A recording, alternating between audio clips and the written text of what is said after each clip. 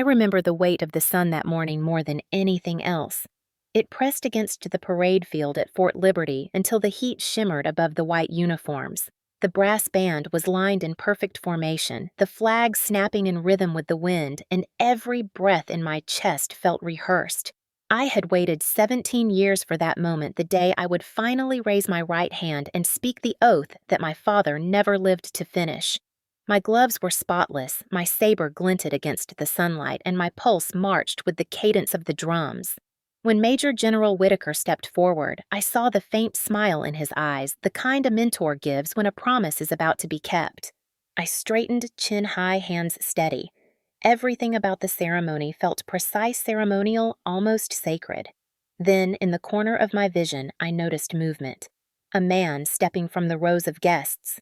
The heat distorted his figure at first, but the voice that followed cut through every note of the anthem. "You don't deserve that uniform." For a moment, I thought I imagined it, that my mind was playing tricks. Then I saw his face. Ethan, my mother's son by another man, my stepbrother. He was not supposed to be there so close, but his name had been cleared the day before. I had told myself that if he came, I would stand my ground, show him that I had risen above what he and our family once did to me. I did not expect what came next. He moved quickly, almost too quickly for anyone to stop him. His hand shot out, grabbing the saber as Whitaker was handing it to me. The blade caught the light, and for one suspended heartbeat, I thought it was just a clumsy gesture. Then I felt the sting. A blunt edge can still cut when it's forced through rage. The pain ran down my left hand before my mind caught up. I looked down and saw red blooming against the white fabric of my glove. Gasps rippled through the audience. Someone shouted. The brass stopped mid-note. The world for a few seconds stood still. Ethan's face twisted, his voice trembling with fury. "You don't belong here, Rowan. You were never one of us." His words hit harder than the wound. Major General Whitaker stepped between us, barking for the military police. They moved fast, grabbing Ethan by the arms, forcing him back as he shouted my name again, as if he could drag me back into the past with him. The saber clattered to the ground, its metal ringing through the silence. Whitaker turned to me. "Captain, can you stand?" I realized I hadn't fallen, though my knees trembled.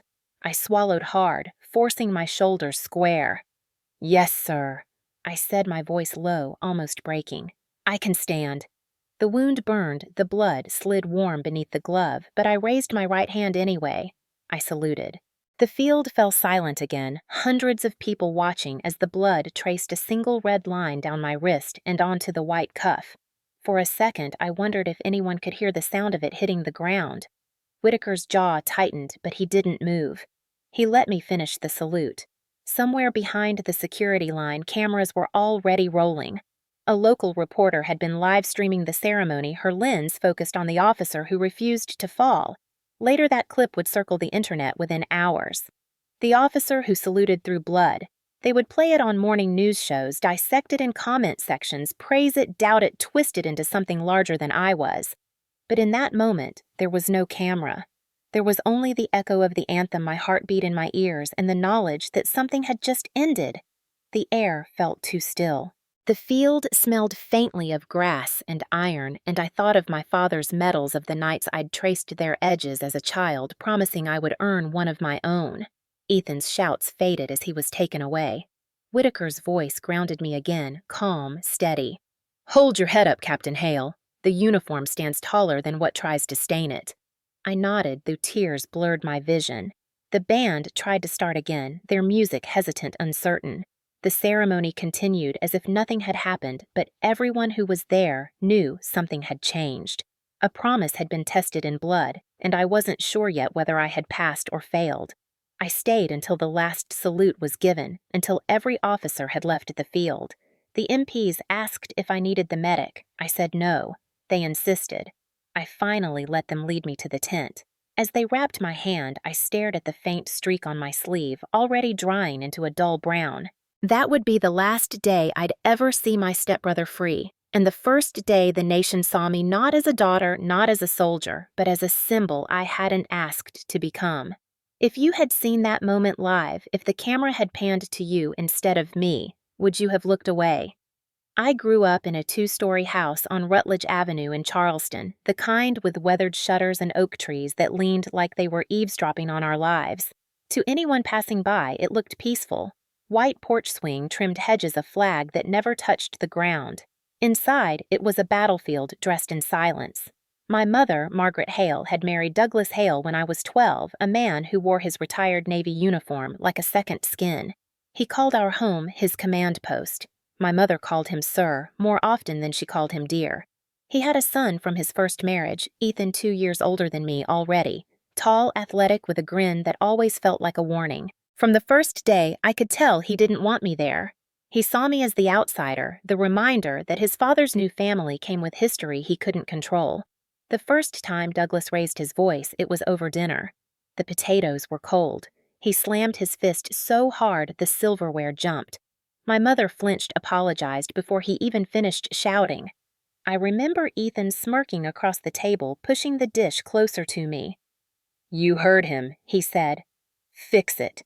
I didn't move. I just looked at my mother, waiting for her to say something. She didn't. That silence would become the rhythm of our life. Over the years, Ethan perfected his father's tone. He learned where to cut without leaving bruises. He mocked my father, Henry Hale, who had died when I was 6 in Beirut. "You think being the daughter of some army lieutenant makes you special?" he'd sneer. I used to keep a photograph of my dad in uniform on my nightstand, his smile bright even through the black and white haze. One night, I came home to find it face down. Ethan leaned in my doorway, flipping a coin. "You want to live in this house, you play by our rules," he said. "And rule 1, stop pretending your father was a hero." I told him my father's medal meant something. He laughed.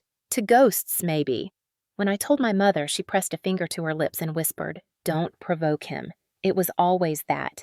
Don't provoke. Don't fight. Don't embarrass the family. The word "don't" became our religion. By 16, I had mastered the art of disappearing. I studied late in the library at Bishop England High School just to avoid coming home. I joined the JROTC program not because I wanted to impress anyone, but because the uniform made me feel like I belonged somewhere that required order instead of fear. My instructor, Sergeant Walsh, used to say discipline starts where excuses end. I clung to that line like a rope. But at home, order belonged to Douglas. He controlled the thermostat, the groceries, the bank accounts. Even the volume of the television had to be appropriate. When he wasn't shouting, the house was filled with a quiet so sharp it hurt your ears. The only sounds were the slow tick of the wall clock and my mother's shallow breaths as she folded laundry long after midnight. Sometimes I'd stand at the top of the stairs listening to her hum the hymn she used to sing before she married him, "Come thou fount of every blessing." She hummed it softer now, like she was afraid the melody might get punished too. The night everything changed started like any other. I came home after JROTC drill boots, still dusty uniform creased but clean. Douglas was at the table, bourbon glass in hand, the evening paper folded neatly beside him. Ethan sat across, pretending to study. My mother hovered near the stove, stirring a pot of soup that smelled faintly of onions and fear. Douglas looked up. "You skipped dinner yesterday." I told him I had practice. He nodded once. "A soldier doesn't skip family duties." Before I could answer, his hand came down hard on the table, the glass-tipped bourbon spilling across the newspaper. "Look at me when I speak, girl." I froze. My mother turned off the burner, her back rigid.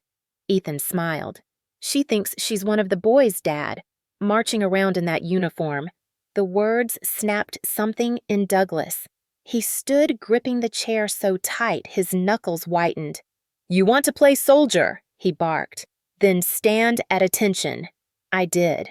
My legs shook, but I stood. He circled me, the smell of alcohol clinging to his breath. "You think this?" He jabbed at the JROTC patch on my sleeve. "Makes you my equal." His voice rose until it filled every corner of the room. "You're a guest in this house because your mother begged me to take you in. Don't forget that." He shoved the chair aside and walked away. My mother rushed to clean the mess, whispering, "It's fine," like a prayer. Ethan followed me upstairs, smirking. "You should have saluted him," he said. "Might have saved you the lecture." That night, I packed a small bag and hid it under my bed, just in case. A year later, Douglas collapsed on the porch from a heart attack. The funeral was military flags, salutes, the echo of taps over the cemetery. For the first time, Ethan cried. I thought maybe grief would make him human. It didn't. When the will was read, everything house savings pension went to him. My mother got a monthly allowance. I got nothing. Ethan made sure I knew it. He didn't trust you, he said. Guess even the dead can spot weakness. For months, I stayed out of the house as much as possible. I worked part-time at a diner on King Street, saving every tip. My plan was simple: leave Charleston, join the Army, start over. But every time I mentioned leaving, my mother begged me to wait. He needs you, she'd say. We can't survive another fight. One night, Ethan came home drunk, slammed my door open, and threw my duffel bag on the floor. You think you're leaving? He slurred. Not until I say so. I didn't answer. I just looked at him, really looked, and realized he wasn't powerful. He was pathetic. Every cruel thing he said, every shove, every smirk came from fear. That realization didn't make him smaller, but it made me stronger. 2 weeks later, I left anyway. My mother stood on the porch, her arms wrapped tight around her robe. She didn't stop me, but she didn't bless me either. She just whispered, "Don't make him angry." I looked past her to Ethan, leaning in the doorway, smirking. Run along, soldier girl, he said. Let's see how long before the world breaks you. I didn't answer. I walked down the street until the house disappeared behind the trees. At the Greyhound station, I sat with my duffel bag on my knees, tracing the outline of my father's photo through the pocket. I didn't cry. I didn't even look back when the bus pulled away. Charleston faded in the rearview mirror, and for the first time, the silence didn't hurt. It felt like air. Years later, when I'd stand bleeding on the parade field, I'd remember that night, the sound of the rain against the bus windows, my mother's whisper still echoing. Don't make him angry. I hadn't listened then. I never would again. I arrived at Fort Jackson on a humid August morning, the kind where the air feels like it's trying to slow you down. I was 19, clutching a single duffel bag and an envelope of enlistment papers. The bus doors hissed open and a wall of voices hit me. Drill sergeants barking orders, recruits scrambling, the clatter of boots against asphalt. For the first time in my life, shouting didn't mean danger. It meant structure. It meant somebody cared whether you listened. I had spent years learning to stay small to avoid the sound of footsteps in a hallway. Now they told me to stand taller, louder, prouder. It felt like learning to breathe in a new language. The first weeks were brutal. Reveille at dawn, obstacle courses that tore at your hands, meals swallowed in silence except for the clink of utensils. But beneath the exhaustion, something steadied inside me. Every command, every repetition carved out the chaos I had carried from Charleston. When they said, left, right, left, it was the first rhythm that didn't end with someone shouting my name in anger. One night, after lights out, lying on a narrow bunk surrounded by 40 strangers, I realized I wasn't afraid. The noise here was honest. The Army didn't whisper threats in the dark. It yelled in daylight. The instructors didn't care about my past. They cared if I could push through pain and still get up on time. That kind of fairness was new to me. Our company commander was Lieutenant Colonel Whitaker, a man whose presence filled the room before his voice did. He spoke quietly, but people leaned forward when he did. On the third week, he inspected our platoon. He stopped in front of me, eyes on my perfectly folded bed. "Private Hale," he said. "You've got the quietest posture I've seen in a recruit." Why, I didn't know what to say. I muttered something about discipline. He nodded, then said a line that would follow me for years. Discipline isn't silence, it's clarity. He walked on, but the words stayed. It was the first time anyone had told me that silence could mean strength without surrender. By the end of basic, I was sharper, faster, leaner. They said I had potential, so they sent me to Fort Moore in Georgia for officer candidate school. It was harder there. Fewer breaks, higher expectations, no room for self-pity. OCS was where I learned what leadership meant. It wasn't shouting the loudest. It was standing still when everyone else panicked. It was taking blame you didn't earn and sharing credit you didn't need. I started to feel something I'd never felt at home: belonging. People didn't look through me anymore. They looked to me. There was one night during field training I'll never forget. The rain had soaked through my uniform. My knee throbbed from a fall earlier that week, and my team was lost in the woods. Everyone was snapping at each other, voices rising. I could feel that familiar tension building the same storm I'd grown up inside. But instead of freezing, I heard Whitaker's voice in my head. Clarity. I took a breath and said, "Stop. We're not lost, just turned around. Give me 5 minutes." They did. I found the route by flashlight using landmarks we'd passed hours earlier. When we reached the checkpoint, one of the cadets clapped my shoulder and said, "Didn't think you had it in you, Hale." I smiled. I didn't either.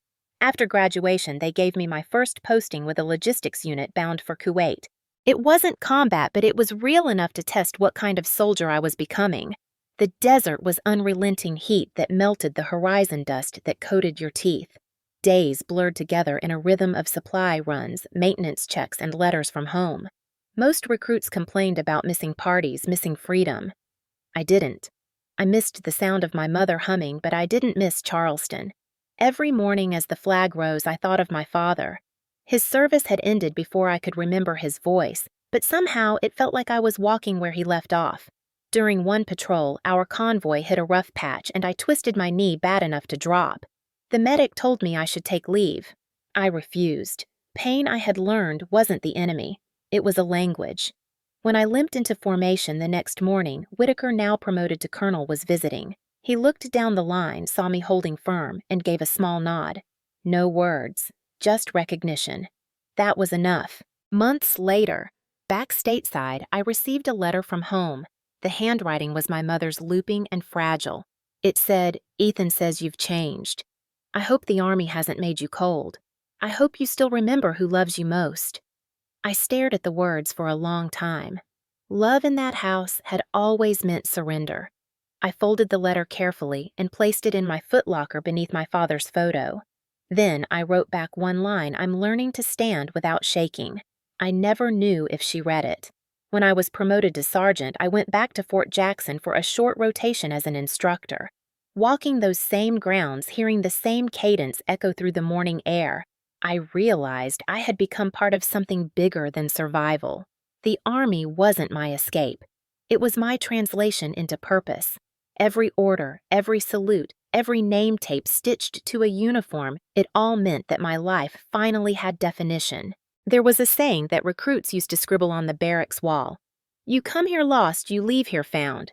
I used to think it was a joke, but the night before I received my commission notice, I sat alone under the floodlights and understood it. Found didn't mean healed. It meant I had a compass again. The next morning, when Whitaker handed me the official notice of my officer candidate selection, he said, "Hale, I always knew you'd climb. You do it quietly, but you do it." I smiled and replied, "Clarity, sir." He chuckled. "You remembered." That moment was small, almost ordinary, but it marked the beginning of everything that would follow the ceremony, the saber, the blood. The Army became the family. I didn't have the one that didn't punish me for speaking, the one that gave me rules that didn't crush me but shaped me. When people later asked why I didn't fall that day on the parade field, I told them the truth. Falling was something I'd already learned to stop doing years ago. 16 years after I first left Charleston, the city looked smaller, like time had been eating it slowly. The Spanish moss still hung heavy over the streets. The pastel houses still smiled for tourists, but I could see the cracks now. I had come back because of a voicemail that arrived at 2:17 a.m. My mother's neighbor, Mrs. Langford, said, "Rowan, your mother's not doing well. You might want to come home." There was a hesitation before she added, "He's still there." She didn't need to say his name. I packed my uniform in a garment bag, told my CO I'd be gone a week, and caught the first flight south. When the taxi turned onto Rutledge Avenue, I saw it the old Hale house still standing like a monument to everything I had escaped.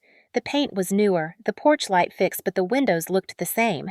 Closed guarded, afraid of daylight. Ethan's truck sat in the driveway, polished and self-satisfied. I stood on the sidewalk for a full minute before walking up the steps.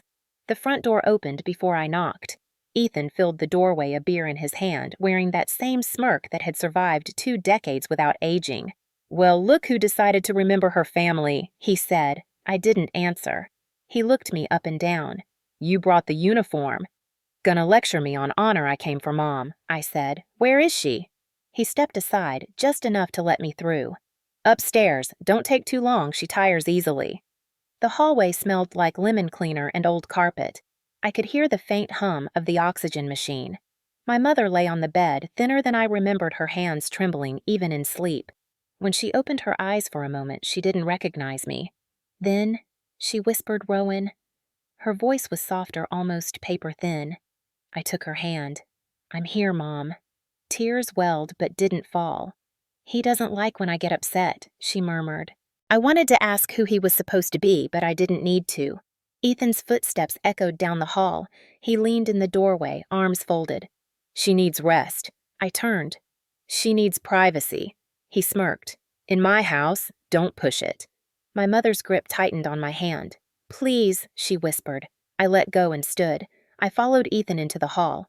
"What have you done to her?" He tilted his head. "Took care of her. Paid her bills." "You're welcome." His tone was calm, but the threat sat underneath it like a shadow. "She's terrified of you," I said. He smiled. "She's scared of losing her home. You'd know what that feels like." That night, I stayed at a small inn downtown. I couldn't sleep.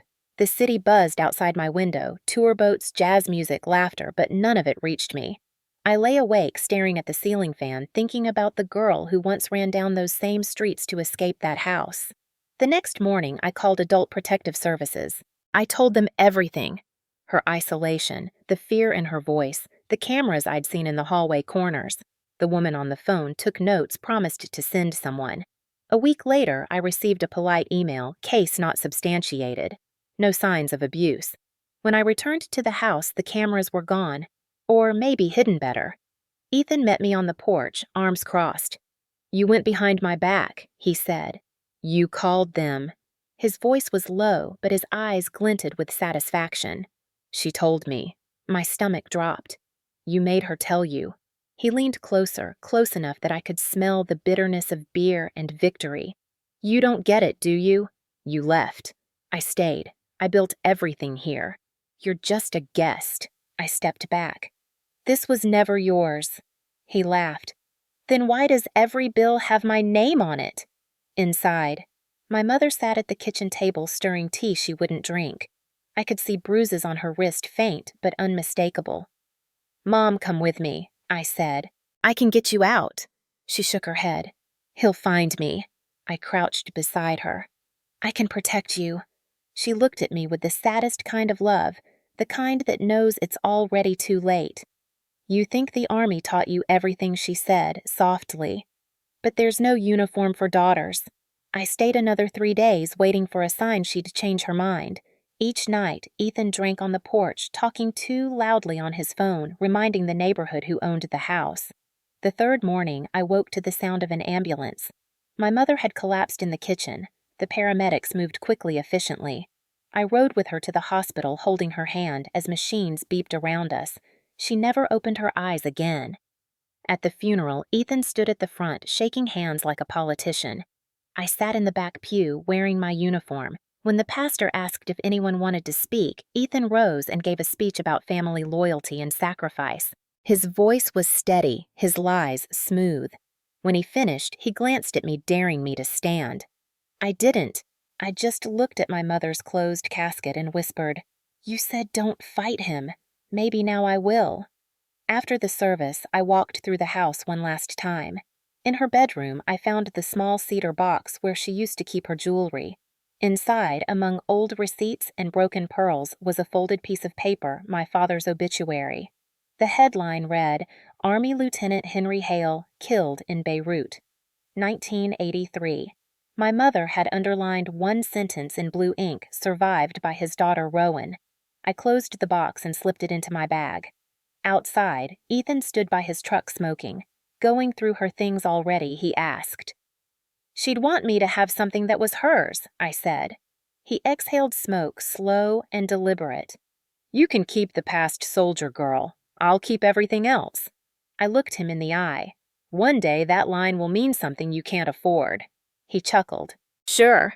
Let me know when you figure out how to collect." I walked away, each step lighter than the last. For years, I had avoided Charleston like it was cursed, But as I reached the end of the street, I realized it wasn't the city that haunted me. It was the silence. The silence I'd mistaken for peace. The silence my mother had worn like a shroud. That night, I drove north until the highway signs changed, the air turned cooler, and the radio faded into static. I stopped at a rest area outside Fayetteville and sat there for a long time, watching the trucks thunder past. I thought about my mother's last words, about Ethan's grin, about the years I had wasted waiting for permission to fight back. Then I unfolded the obituary, tracing the letters of my father's name with my thumb. When the sun broke through the horizon, I knew what I was going to do. I wasn't running anymore. I was going to finish what he started. Fort Liberty smelled like red clay and rain the week I arrived for the leadership transition program. The base stretched for miles, rows of barracks and training grounds framed by pine trees that whispered in the Carolina wind. It felt strange coming back to the state that had once felt like a prison, but this time, I wasn't the scared girl who left Charleston. I was Captain Rowan Hale, United States Army, standing on ground my father had once walked. When I first saw the plaque near the entrance that read, "In honor of those who served with integrity," I stopped for a moment longer than I meant to. Integrity. It was a word that used to belong to men like my father, men whose medals ended up behind glass. Now it was mine to live up to.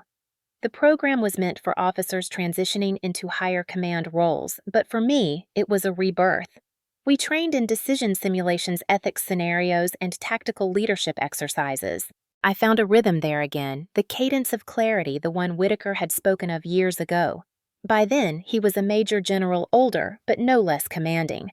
When he walked into a briefing room, the atmosphere shifted. People's straightened voices softened. On my second week, he called me into his office. The walls were lined with commendations, a map of deployments, and a single framed photograph, him and my father, both lieutenants, smiling on a dusty field overseas. I froze when I saw it. "You knew him," I said quietly. Whitaker nodded. "We served together before Beirut. He was a good man." His eyes softened. "And you've carried his backbone, Captain. You even stand like him." For a long moment, the silence between us felt heavy but not uncomfortable. Then he said, "Your father once stood where you stand now. Make sure his name still means honor." I nodded, words caught in my throat. "Then I'll finish his war," I said. He smiled faintly. "Good answer." That became the promise that guided me, the invisible oath behind every order I gave, every salute I returned. Days at Fort Liberty were long but purposeful. I ran in the mornings until the air burned in my lungs, then spent hours in strategy drills with officers half my age who called me ma'am like I'd earned the right to it. Nights were quieter. I'd walk past the memorial stones reading names carved in marble. Sometimes I'd whisper my father's name under my breath, as if checking whether time still remembered him. It always did. Then one afternoon, my inbox pinged with a message that stopped my pulse. From Ethan Hale. Subject: attendance. The message was short. "I'll be there." That was all. No signature. No explanation. My hand tightened on the mouse until my knuckles ached. For a moment, the old silence crept back, the one I thought I'd buried. But then I took a slow breath and let it go. He could come if he wanted. This was my ground now. As the ceremony approached, the base came alive with preparations. Cadets rehearsed their oaths, officers polished their sabers, photographers scouted angles for the local news. Whitaker would be officiating, and he'd insisted on making it public. Visibility inspires accountability, he'd told me. Let them see what honor looks like. I smiled at the time, not realizing how prophetic those words would become. On the eve of the ceremony, a storm rolled in. Thunder shook the walls and rain lashed against the glass like an argument with the sky. I sat alone in my quarters uniform, pressed and ready, Saber shining on the table beside me. The rhythmic drip from the eaves outside sounded almost like a heartbeat. I thought about my mother's house, the weight of her last whisper, and the photograph I kept folded in my locker, the one of my father smiling in his fatigues. I whispered back to him, "Tomorrow, Dad. Tomorrow I'll stand where you stood." Sleep came in fragments. At dawn, the rain stopped, leaving the air clean and sharp. The base glowed with morning light, the kind that makes even concrete look sacred. I pinned my insignia, adjusted my gloves, and looked at myself in the mirror. The reflection didn't look like someone chasing ghosts anymore. It looked like someone ready to face them. When I stepped onto the parade field for the final rehearsal, Whitaker was already there reviewing the setup with MPs and event staff. He turned as I approached, his expression unreadable. "You good, Hale?" he asked. "Yes, sir. You've earned this. Remember that." He paused. "And whatever comes tomorrow, hold your bearing. The uniform doesn't just show who you are, it defends you." I didn't understand the weight of that advice until later. That afternoon, I walked to the visitor center to finalize the guest list. The clerk, a young specialist, looked up from her screen. "Captain Hale, you've got one last edition approved yesterday evening. Relative Ethan Hale." I nodded slowly. "Yes, that's correct." She smiled. "He'll need to check in by 0900 tomorrow." "He'll be there," I said quietly. Outside, the wind caught the flags lining the road, snapping them to life. I watched them for a long moment, each movement sharp and sure, nothing like the fabric of the past that still hung torn in my memory. That night, I ironed the uniform again, each fold exact, each crease deliberate. I didn't play music, didn't turn on the TV. The silence in the room wasn't the suffocating kind anymore. It was the kind earned through survival. I wrote a short note and slid it under my watch. The blood of the past doesn't stain what's built with purpose.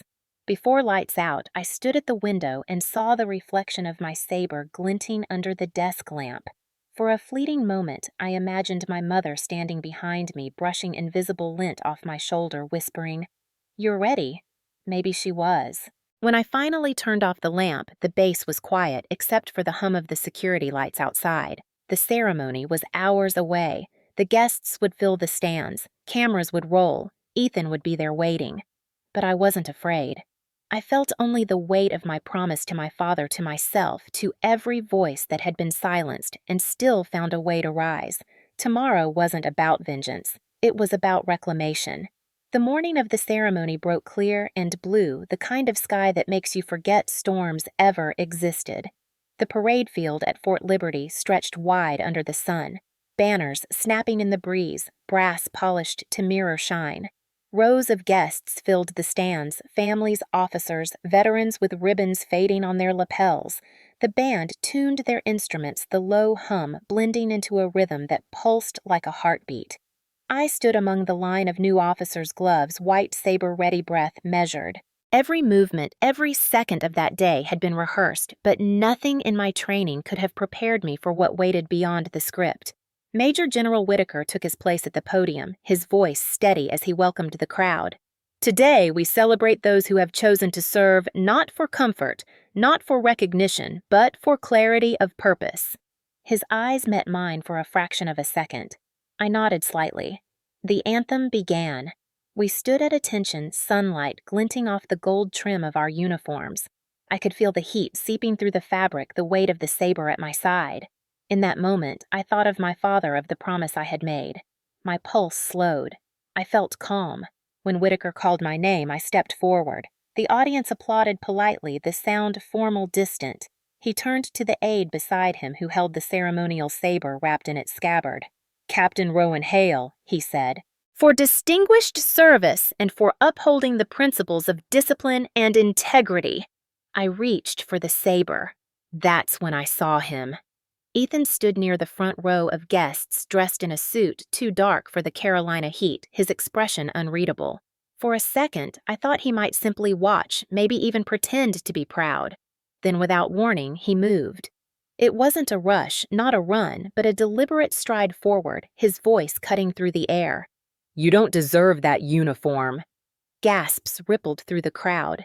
Whitaker turned sharply. Before anyone could react, Ethan closed the distance, his hand reaching for the saber as it passed between Whitaker and me. The polished steel caught the sunlight, flaring white for a split second. Instinct made me step back, but his grip was already there, wrenching it from both our hands. The saber wasn't sharpened, just ceremonial, but force has its own kind of blade. The edge struck across my left hand, a sudden heat, a line of fire that made my vision blur. I heard the sound before I saw it. The collective intake of breath, the metallic clang as the scabbard hit the ground. Whitaker shouted, "MPs now!" The military police sprinted from the sidelines, their boots thudding in unison. Ethan's voice rose cracked with anger. "She's a fraud, a disgrace to his name." He tried to twist free, but the MPs were faster, tackling him to the ground. The moment stretched silent except for his muffled shouting. I looked down at my glove. Red bloomed through the fabric, bright and undeniable. The world narrowed to that single image. Whitaker's voice cut through the ringing in my ears. "Captain, can you stand?" I blinked, realizing I hadn't moved. The pain pulsed deep but distant, like it belonged to someone else. I nodded. "Yes, sir." My voice came out steady, surprising even me. I bent, retrieved the saber from the grass, and straightened. My hand trembled, blood sliding beneath the glove, but I raised my right hand and saluted. The band had stopped playing. The crowd, frozen moments ago, now stood as one. The silence was complete. Whitaker faced me, returned the salute with quiet precision. His jaw tightened, but his eyes were fierce, proud. "Proceed, Captain," he said softly. So I did. I turned toward the flag posture, unbroken, the fabric fluttering high above.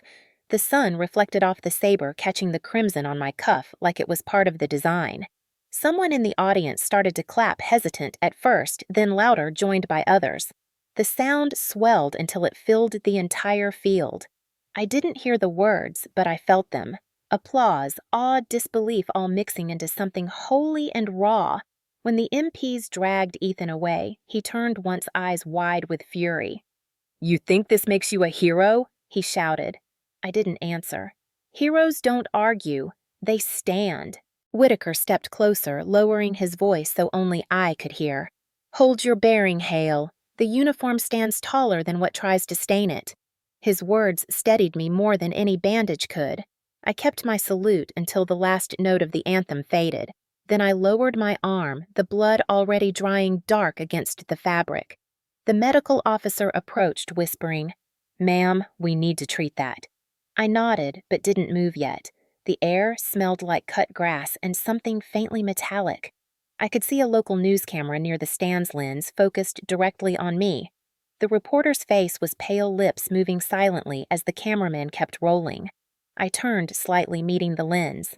For a heartbeat, I let it capture me not as a victim, but as proof that pain doesn't erase discipline. Minutes later, as I sat in the medical tent, Whitaker stood beside me, arms crossed. MPs hovered outside, giving him updates. "He's in custody," one said. "Sheriff's Department's taking over." Whitaker nodded, then looked at me. "You did exactly what an officer should do. You stood."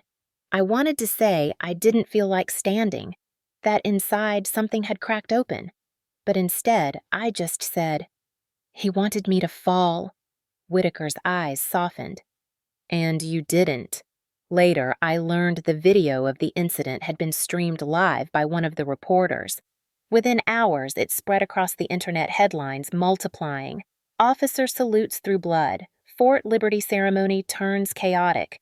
People would argue about what it meant about what kind of woman stands while bleeding. But in that moment, there was no headline, only the faint hum of the bass loudspeakers, the steady rhythm of my pulse, and the realization that I had finally become exactly what my father's name demanded. If someone had asked me then whether I was afraid, I would have told them no. Fear had been replaced by something heavier, something sacred. Not defiance, not vengeance, duty. Because sometimes standing isn't just survival, it's a statement, and that day the whole world heard mine. By the time I left the medical tent, the story had already escaped the base. Someone's phone video from the stands had gone live on social media before the band even stopped playing. When I got back to the barracks, messages were pouring in, some from fellow officers, others from strangers whose names I didn't recognize. The subject lines blurred together. "Are you okay, Captain? The whole country's talking about you. You're on CNN." I shut the laptop and sat on the edge of the bunk, staring at my hands. My left glove was gone, replaced by a clean bandage. The pain was dull now, but the weight of what had happened pressed down harder than any wound. Within 24 hours, the video had been shared by local stations, then national ones. A shaky clip 2 minutes long showing a woman in uniform bleeding on the parade field refusing to fall. The internet gave it a name before I could, the officer who saluted through blood. The comments were endless. Some called me a hero, others said it was staged. A few questioned why the Army had allowed family drama into a sacred ceremony. Everyone had an opinion. America, it seemed, was watching me learn the difference between silence and spectacle. Major General Whitaker called me into his office the next morning. He stood by the window, the blinds half drawn. "The Department of Defense has issued a statement," he said. "You did nothing wrong, but this story isn't going away." His tone was calm, but I could hear the fatigue in it. "They'll want interviews. You'll decline them." "Understood." I nodded. "Understood, sir." He studied me for a long moment. "You handled yourself with composure I haven't seen in years, but composure comes with a cost. Make sure you don't pay it twice." I didn't ask what he meant.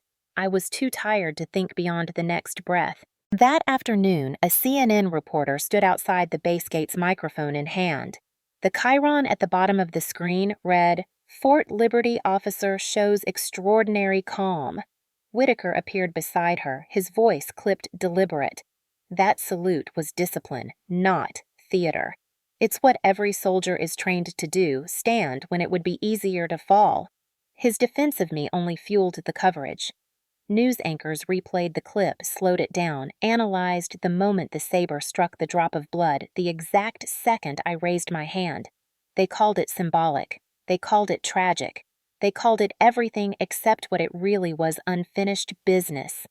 Inside the base, life went on, at least for everyone else. Cadets trained briefings continued, orders were given. But wherever I went, conversations paused.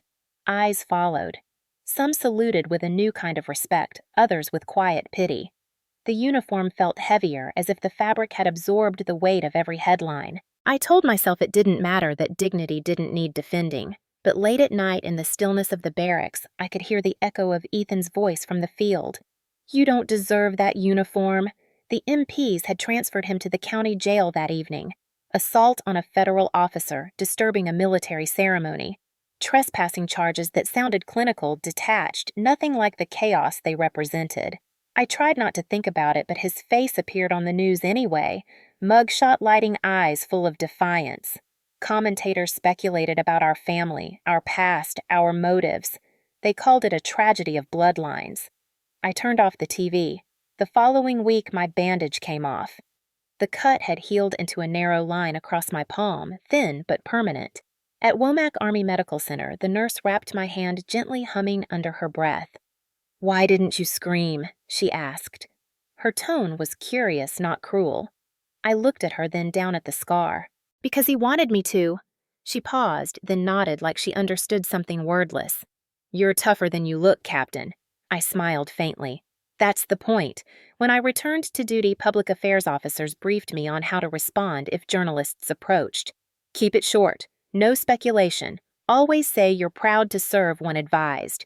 I followed the script for a few days until a group of cadets stopped me outside the mess hall. One of them, barely 20, asked, "Ma'am, were you scared I thought about lying?" But instead I said, "Yes." Courage isn't the absence of fear. It's the decision to stand anyway. They didn't say anything else, but the next morning I found a folded note on my locker. "Thank you for showing us what that looks like." Meanwhile, the video reached 10 million views. Hashtags formed, think pieces followed. Talk shows debated whether I was an emblem of grace or of misplaced restraint. A few online voices turned it political proof of discipline in a soft generation symbol of loyalty in a divided nation. I ignored most of it, but one article caught my eye. It was written by a retired Marine colonel. She didn't stand to be admired. She stood because someone had to remind the rest of us what that word means. I printed it, folded it, and kept it in my pocket for days. Whitaker checked in often, not as a superior, but as something closer to a friend. One evening, he found me alone at the memorial wall. "You're handling this better than I would have at your age," he said. "It's not easy to become a symbol you didn't ask to be." I looked at the engraved names, the cold marble glowing in the setting sun. "I didn't stand to be a symbol," I said. "I stood because I was tired of being someone's target." He nodded slowly. "That's what makes it matter." Still, the scrutiny didn't fade. Journalists called my unit my old school's even distant relatives. A magazine requested childhood photos. The Army issued a statement reinforcing its commitment to professional conduct, indirectly referring to the Fort Liberty incident. To them, it was an event. To me, it was a rupture. I stopped reading the news altogether. Then came the letters. Hundreds of them sent to the base.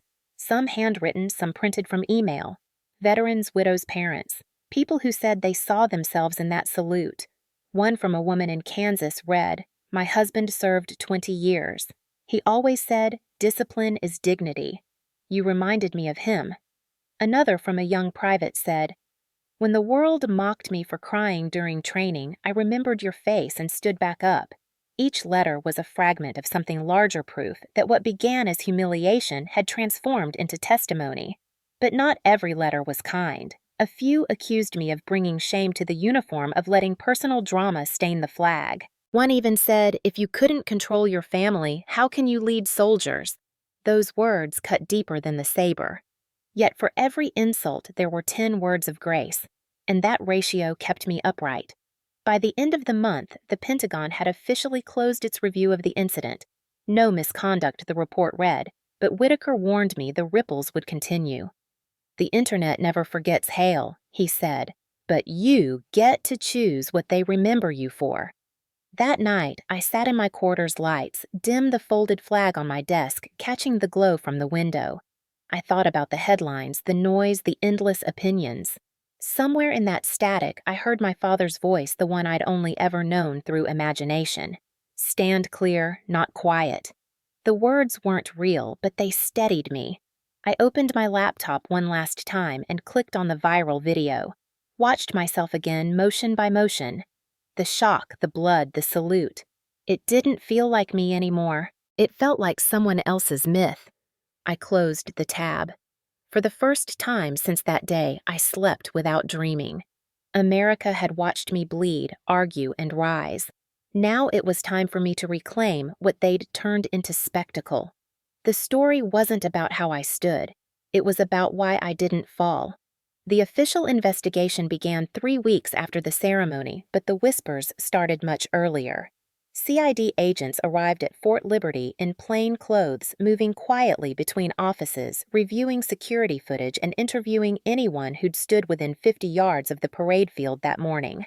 Their questions were clinical, rehearsed, detached. Who authorized Ethan Hale's attendance? Who cleared his background? Who verified his relationship to me?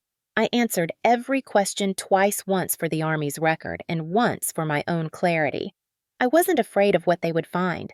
I was afraid they might look away before finding what mattered. Major General Whitaker sat beside me during the first session, arms folded, expression unreadable. When they asked whether I believed the incident was premeditated, he spoke before I could. It was personal, he said, his tone sharp, but the captain conducted herself within full measure of Army discipline. The lead investigator, a woman named Captain Lynn, nodded and scribbled notes. "Personal motive confirmed," she said. "No lapse in protocol." It sounded so simple on paper, but the truth beneath it wasn't simple at all. After the questioning, Whitaker walked with me to the command building. The air was heavy, thick with the smell of asphalt and pine sap. "Don't vanish, Hale," he said. "The easy thing after something like this is to disappear. Let them see what endurance looks like." His voice was quiet, almost paternal. I nodded. "I'm not hiding, sir." "Good," he said. "Then make your next move matter." That night, I drove off base and met with a civilian attorney in Fayetteville, a woman named Nancy Givens, a former JAG officer who specialized in family estate law. I told her about my mother's house, the will, the forged signatures, the years of quiet control Ethan had exercised over everything my mother owned. Nancy listened without interrupting her pen, moving fast but precise. "If he falsified power of attorney while your mother was incapacitated," she said, "that's not just unethical, it's criminal. We can pursue civil damages and probate fraud." I hesitated. "This isn't about money." "I know," she said. "It's about record. You've already proven integrity under pressure. Now we prove it on paper." Over the next few weeks, my days split into 2 lives. By morning, I wore the uniform, ran drills, saluted superiors. By night, I sat in Nancy's office reviewing bank statements, medical forms, and witness affidavits. The deeper we looked, the worse it became. There were withdrawals from my mother's account signed weeks after she had lost the strength to hold a pen. There were property transfers, insurance adjustments, all authorized under a shaky signature that looked more like my brother's than hers. Each discovery stung less like surprise and more like confirmation. Whitaker kept his distance professionally but checked in quietly. "You're taking on a lot, Captain," he said one afternoon. "You need to remember you're still under scrutiny here." "I know," I told him, "but if I don't pursue this, the silence wins." He gave a slow nod. "Strike in daylight, then." That phrase stayed with me. The CID eventually cleared me of all internal suspicion. The final report called the event a personal provocation unrelated to professional conduct. It was the cleanest language bureaucracy could muster for a public embarrassment. But the relief was thin. Every clearance letter felt hollow compared to the ache of what still needed to be done. Nancy filed the civil suit in Charleston Circuit Court under my name. Rowan Hale versus Ethan Douglas Hale for fraudulent conversion of assets and breach of fiduciary duty. The first hearing date was set for the following spring. Word spread fast. Journalists resurfaced speculating that the Fort Liberty officer was now taking her fight to court. The Army's Public Affairs Office warned me not to engage, but Whitaker overrode them quietly. "If anyone asks," he said, "you tell them justice is part of duty." Meanwhile, Ethan was released on bond for the assault charge pending trial. He didn't contact me directly, but his lawyer sent a letter demanding that I cease defaming his client's reputation. I laughed when I read it, then filed it away with the rest of the evidence. Nancy said, "The louder they threaten, the closer they are to falling." There were nights I questioned everything, whether reopening the wound was worth it, whether silence would have been easier. But then I'd look at my hand, at the scar running across my palm, like a seam in the fabric of who I used to be, and I'd remember that silence had already taken too much. One evening, Whitaker invited me to a small officers' dinner. The conversations were light promotions, deployments, football scores, but halfway through one, Colonel raised his glass and said, "To Captain Hale, who reminded America what discipline looks like." The table went quiet for a second, then the clinking of glasses followed. I smiled politely, but inside, the words echoed differently. Discipline wasn't just standing through pain, it was standing through aftermath. The next morning, a major from CID stopped me on the training grounds.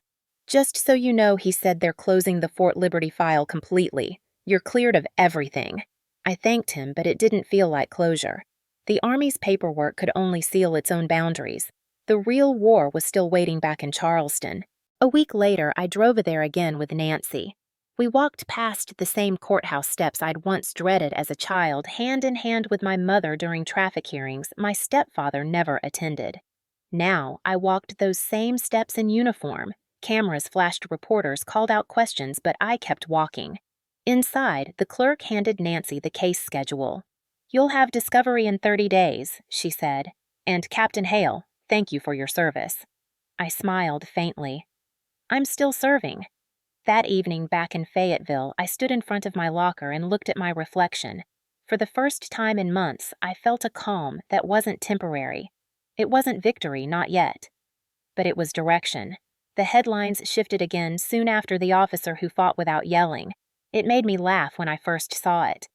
They still didn't understand that restraint wasn't weakness. It was precision. Whitaker called that same night. "I saw the new title they gave you," he said. "You like it?" I paused.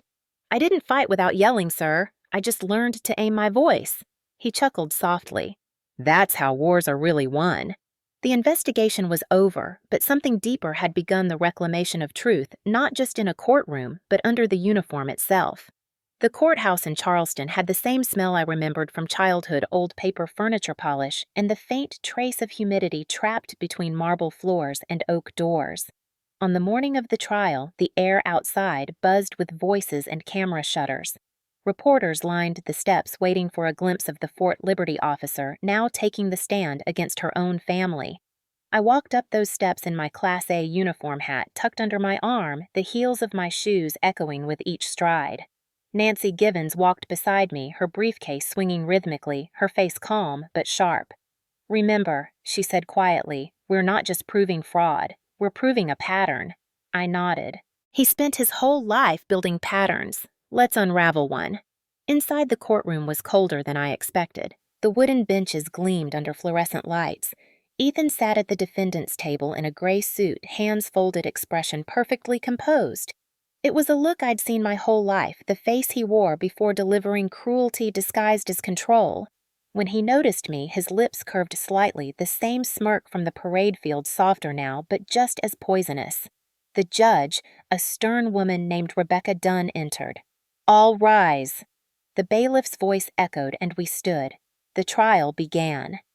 Nancy started with the story of my mother, her decline, the falsified signatures, the unexplained withdrawals.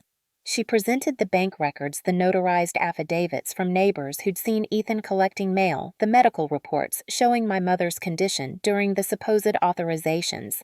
Each piece landed with the quiet precision of artillery. Ethan's attorney objected, often claiming irrelevance and character attack, but Judge Dunn overruled most of it. "The pattern is relevant," she said. Those words steadied me. Then came my turn to testify. I took the stand, raised my right hand, and swore the oath. For a moment, the irony stung, the same gesture that had once been bloodied, now lifted for truth. Nancy approached slowly, her tone measured. "Captain Hale, can you describe your relationship with the defendant?" I met her eyes, then looked at the jury. "He was my stepbrother," I said. He made sure I never forgot it. I described our childhood, the manipulation, the control, the way he'd isolated our mother. The night I found the bruises, the fear that had never left that house. The courtroom was silent except for the scratch of pens and the faint hum of the ceiling fan. And on June 14th of this year, Nancy asked, "What did he do?" I swallowed. "He came to my commissioning ceremony. He took my saber. He struck me in front of my commanding officer and the United States flag." Gasps murmured through the gallery. Why? Because control was the only language he ever knew. And that day he realized I no longer spoke it. Ethan's lawyer rose for cross-examination. His voice was smooth, practiced. "Captain Hale, you've had quite a bit of media attention since that day, haven't you?"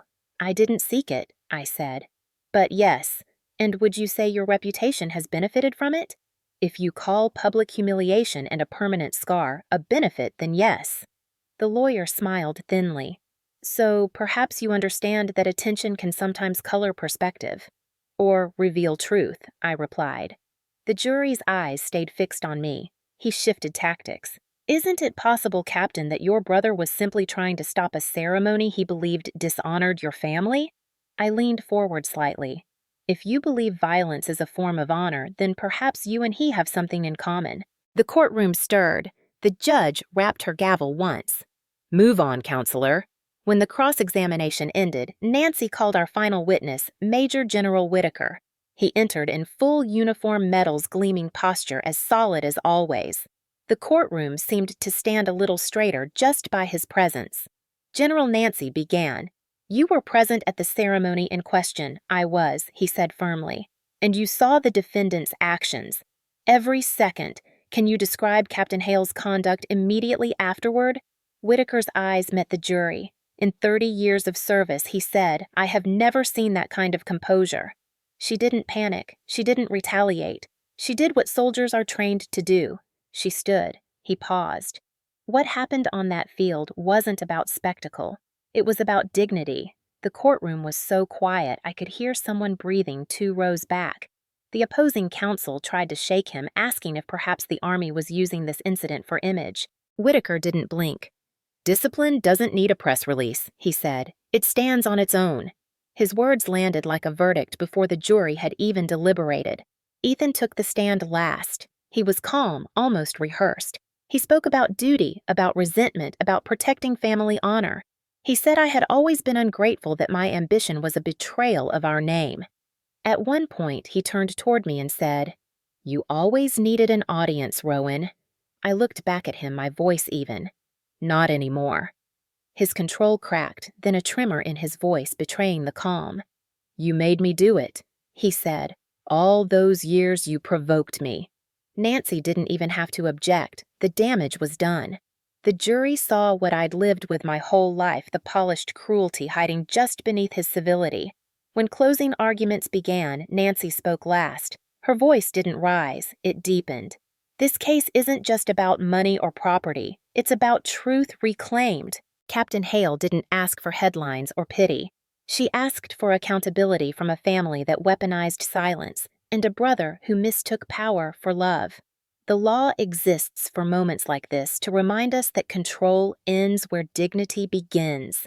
She turned to the jury. You've seen the documents, you've seen the footage, you've heard the testimonies. Now you decide whether justice still means something in this room.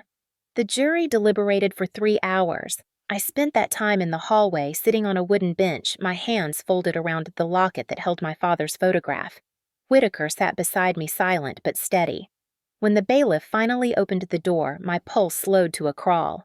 The foreman stood paper in hand. We, the jury, find the defendant guilty on all counts assault, fraud, and falsification of power of attorney. Ethan's head dropped slightly, the mask finally slipping. For the first time in decades, he looked small. Not defeated, but emptied. The judge's voice followed formal but final. Sentencing will be determined next week. The defendant is remanded into custody. The bailiff cuffed him, the metallic click echoing through the chamber. As they led him past me, he glanced up, eyes cold but hollow. You think this fixes it? He muttered. I didn't answer. Some questions aren't worth voices. After the judge adjourned, people began to file out whispering. Nancy squeezed my shoulder. It's over, she said softly. No, I replied. It's just finished. Whitaker approached, offering a nod that carried more weight than any medal. Your father would be proud, Captain. I met his eyes. He already is. Outside, the courthouse steps were flooded with reporters again. Microphones, flashbulbs, questions flying. Captain Hale, do you have a statement? Will you forgive your brother? What does justice mean to you now? I paused at the top of the steps, the sun hot against my face. Justice isn't revenge, I said. It's restoration. Then I walked past them down the steps through the crowd into the open air. The wind off the harbor carried the smell of salt and history, and for the first time since I was a child, Charleston didn't feel like a trap. It felt like closure. As the courthouse disappeared behind me, I thought of my mother's last words of the silence that once ruled our house. That silence was gone now, replaced by something cleaner. Not peace exactly, just space. Space for air, for voice, for life. And that was enough. After the verdict, Charleston faded behind me like a mirage, but the noise it left never truly went silent. The news cycle spun for days. Headlines called it the courtroom of redemption, the officer's final stand, justice served at last. Every time my name appeared, I felt a strange dissonance between what they wrote and what I lived. Reporters spoke of victory, but victory didn't feel like this. It felt like a wound that had finally stopped bleeding, still tender, still raw. When I returned to Fort Liberty, the air felt different, heavier somehow, as if the base itself had watched and was now waiting to see who I'd become. Whitaker met me at the gate, his uniform crisp even off duty. They're proud of you, Hale, he said. The Army, the people you showed what composure means. I smiled faintly. Composure doesn't pay the cost, sir. He nodded. No, but it keeps the receipt. We both knew what he meant. Every act of endurance leaves a mark that doesn't heal the same way twice. Command reassigned me within a week. Officially, the reason was public attention and ongoing media interest. Unofficially, it was so the story could fade quietly.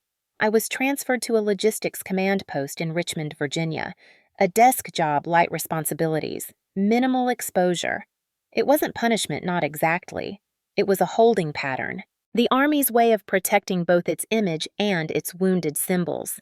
Richmond was quieter. The office smelled of paper and burnt coffee. My days became spreadsheets, requisition forms, and silence broken only by the hum of printers.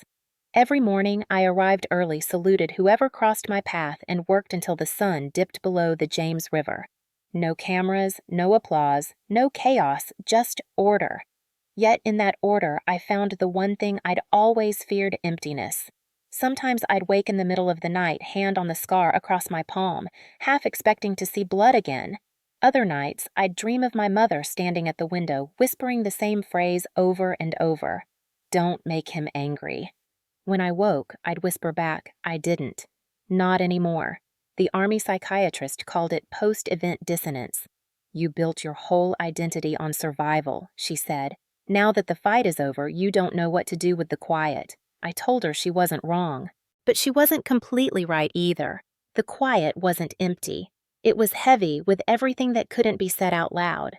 The cost of revenge wasn't just the time spent fighting. It was what you lost in the silence afterward.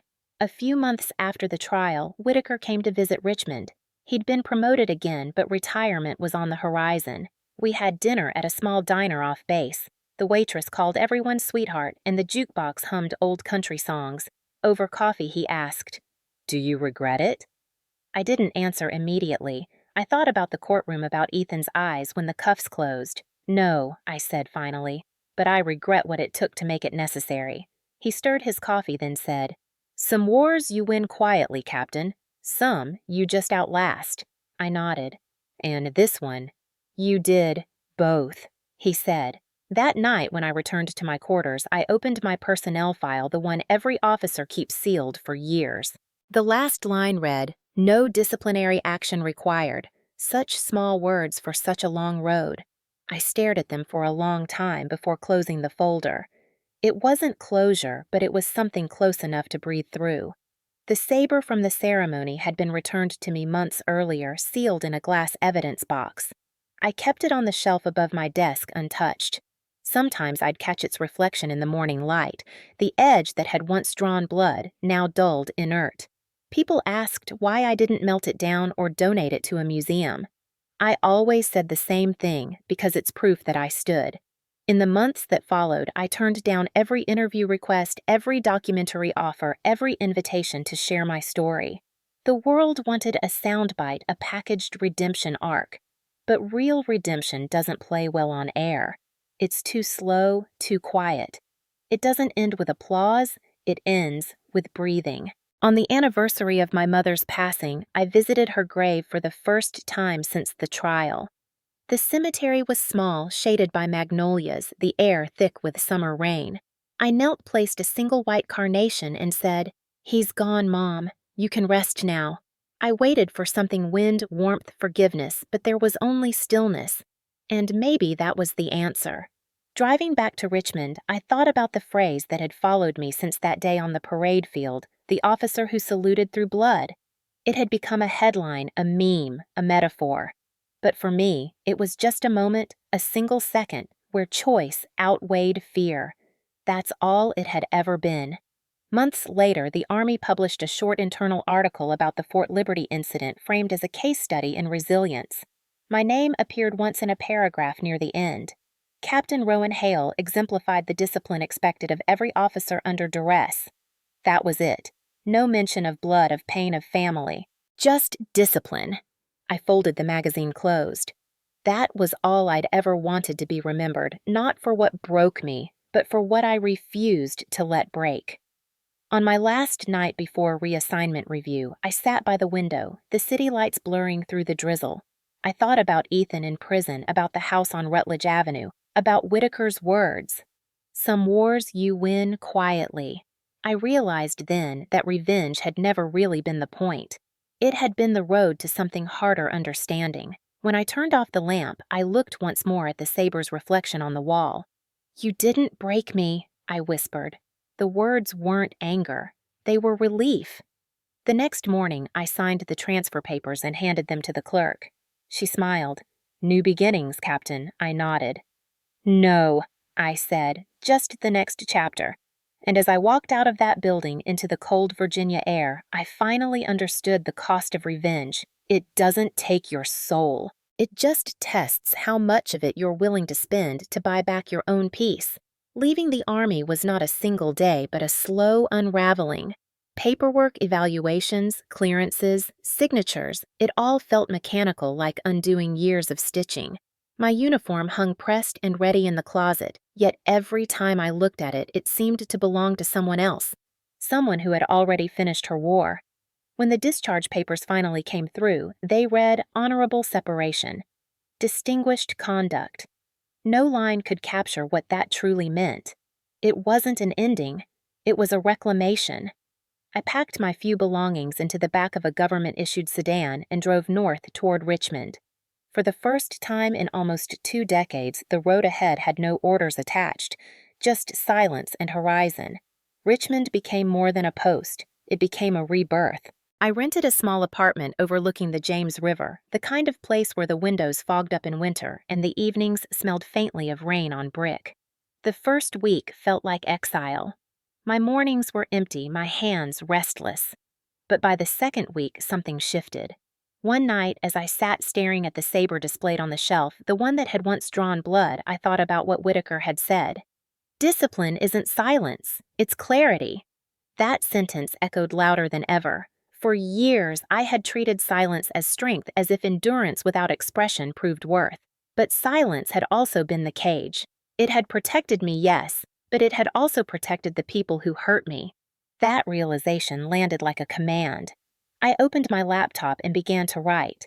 At first, it was just pages of scattered thoughts, memories from Goose Creek, fragments of my mother's voice letters I never sent. But slowly, those fragments began to shape something coherent, a blueprint. I called it the Saber Project.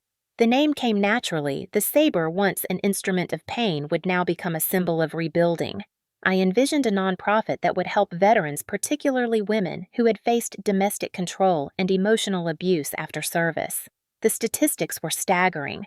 Thousands had suffered in silence, dismissed under the same phrase that once haunted me: "She's strong. She can handle it." Strength had become a mask for survival. I wanted to give it another meaning. Starting the project was like rebuilding a wall without nails. I had to learn legal paperwork, fundraising, community outreach. Nancy Givens helped me navigate the registration process, her voice firm as ever. "Make sure they can't twist it," she said, handing me a checklist. "Build it on transparency." Whitaker, now retired, called once a week, his voice steady through the static. "You're creating more than a program, Hale. You're building legacy." I laughed softly. "Legacy sounds big, sir." "It should," he replied. "You've earned it." By summer, the office of the Saber Project opened in a repurposed brick building on Carey Street. The walls were bare except for one framed photograph, my father in uniform standing beside his unit, the same steady look I had seen in Whitaker. Beneath it hung the saber, mounted and encased a thin seam of light reflecting off its dulled edge. Visitors often paused in front of it, whispering. It became our emblem, stitched into brochures and letterheads, a broken blade sewn back together with a thread of red. Our motto was simple: strength speaks. The first workshop was small 6 veterans, 4 women and 2 men, all sitting in a semicircle of folding chairs. Some carried visible scars, others invisible ones. When I stood to speak, my throat tightened. I had delivered commands in combat zones, saluted generals, faced a courtroom full of cameras, but speaking about silence was harder than any of it. I took a breath. "They told me silence was discipline," I began. "That stillness was honor. But the truth is, silence protects the wrong people. Speaking is what saves us." No one clapped. They just nodded, eyes glistening, as if finally hearing something they had been waiting for. From that day forward, the Saber Project grew beyond what I expected. Donations trickled in. Volunteers arrived. Local news covered our first outreach event, calling it a veteran's new mission. But the real victories weren't in headlines. They were in moments.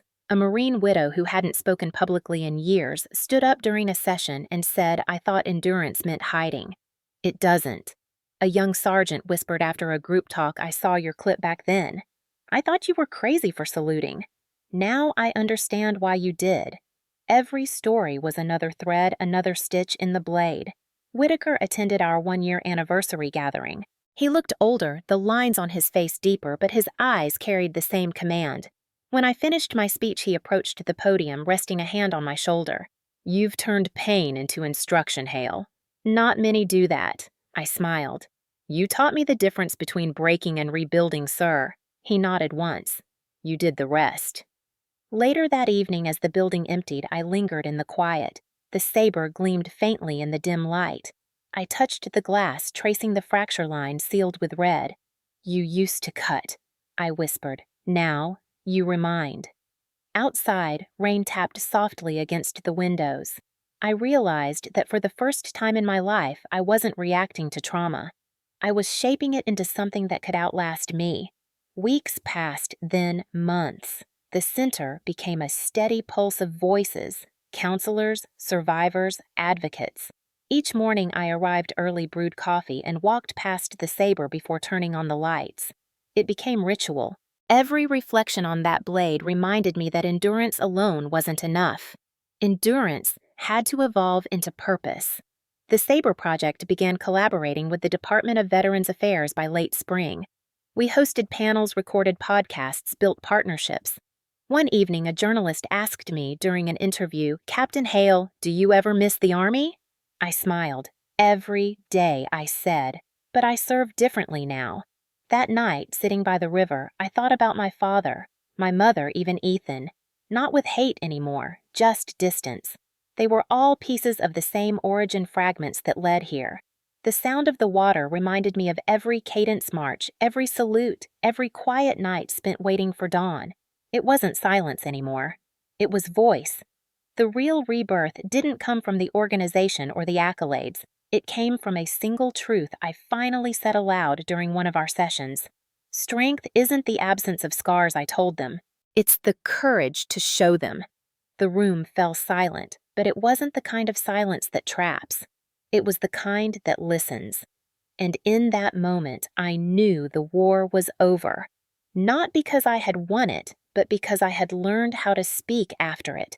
1 year later, I returned to Fort Liberty for the first time since the ceremony. The base looked the same, endless stretches of trimmed grass, the sound of cadence echoing faintly in the distance, the air thick with jet fuel and pride. But to me, everything felt sharper, clearer, like stepping into a memory that had finally stopped hurting. The morning sun washed the parade field in gold, and for a moment I could almost see the ghosts of that day, the crowd frozen in shock. Whitaker's steady hand on my shoulder, the flash of red against white gloves. Only now, it didn't ache. It just existed. They were holding a new commissioning ceremony that morning. Rows of cadets stood ready, their uniforms spotless, their nerves visible in the stiffness of their posture. I was no longer in uniform.